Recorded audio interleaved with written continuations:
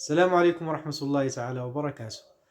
كما أسلفنا الحديث في الفيديو السابق، هنالك عادات متشابهة بين المغرب والسودان.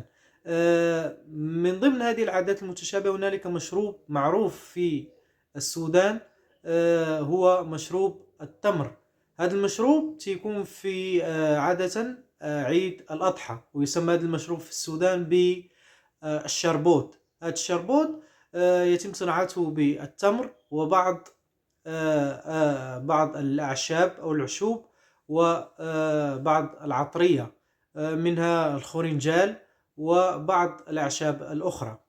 كما معروف أيضا هذا المشروب يقومون بتحضيره هنا في المغرب، خصوصا في الصحراء، ويسمى هذا المشروب هنا في المغرب بتصابونت. وأيضا يقوم الشعب المغربي بتحضيره بالتمر وبعض الأعشاب وبالفول السوداني وباللوز وببعض البهارات الأخرى.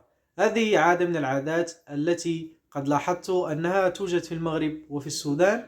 وإلى اللقاء في فيديو آخر مع عادة أخرى، وشكرا.